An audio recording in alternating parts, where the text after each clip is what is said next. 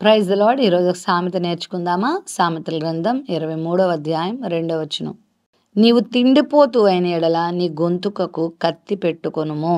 తిండిపోతుగా ఉంటే గొంతుకు కత్తి పెట్టుకోవడం ఏంటి అనుకుంటున్నారా? ఈ రోజుల్లో చాలామంది ఈ పోతులు కనబడతా ఉన్నారు. మనకు తెలుసు, త్రాగుబోతు తెలుసు, నిద్రపోతు తెలుసు, తిరుగుబోతు తెలుసు, తిట్టుబోతు తెలుసు. ఇక్కడ తిండిపోతు కనబడుతున్నాడు. కొంతమందికి తిండుంటే చాలు, ఎవరైనా తిండికి వారిని ఆకర్షింపచేసి వారిని ఏమైనా చేసేలాగా వాళ్ళు తయారైపోతూ ఉంటారు. బైబిల్లో ఒక ఆయన తిండికి ఆశపడి తన జ్యేష్ఠత్వాన్ని కూడా అమ్మేసుకున్నాడు. అతని పేరే ఏశావు.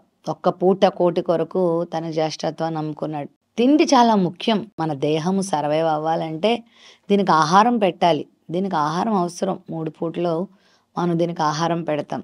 కానీ ఎక్సెస్ ఫుడ్, లేకపోతే తినవలసిన దానికన్నా ఎక్కువ గనక మనం తీసుకుంటే దాన్ని తిండిపోతుతనం అంటారు. కొంతమంది ఎందుకు బ్రతుకుతున్నారా బాబు అంటే తినడం కోసమే బ్రతుకుతున్నాం అంటారు. వాస్తవానికి మనం తినడానికి బ్రతకట్లేదు, బ్రతుకుతున్నాం కాబట్టి తింటున్నాం. తిండికి అంత ప్రాధాన్యత ఇవ్వాల్సిన అవసరం లేదు. శరీరానికి ఆరోగ్యం కలిగించేటువంటి ఆహారాన్ని తీసుకోవాలి. చక్కగా చురుకుగా ఉండాలి. ఆరోగ్యంగా ఉండడంలో తప్పులేదు. కానీ తిని తిని తిని తిని ఇంకా తిండి కొరకే జీవితం అన్నట్లుగా మనం ఉండకూడదు. అలా గనక ఉంటే గొంతుకకు కత్తి పెట్టుకోమంటున్నాడు ప్రభు. కొన్నిసార్లు తిండి వలన చాలా కుటుంబాలు పాడైపోతున్నాయి. తిండిపోతనం వలన ఆధ్యాత్మిక జీవితంలో ఎదుగుదల లేదు. తిండిపోతనం వల్ల చదువులు సాగవు, సరిగా ఉద్యోగాలు చేయరు, సరిగా వ్యాపారాలు చేయరు. తిండిపోతనం వలన ఎన్నో రోగాలు, తిండిపోతనం వల్ల ఎన్నో నష్టాలు ఉన్నాయి. అయితే గొంతుకకు కత్తి పెట్టుకోవడం అంటే గొంతుకులో ఏదో కత్తి దూర్చుకోమని కాదు. దేవుని వాక్యము కత్తితో పోల్చబడింది, ఖడ్గంతో పోల్చబడింది. నీ నోటికి కొన్నిసార్లు రెస్ట్ ఇచ్చి నీ నోటిలో దేవుని మాటలను ఉంచుకో. వాక్యాన్ని చదువుకో, వాక్యాన్ని ధ్యానించుకో, వాక్య ప్రకారంగా జీవించుకో.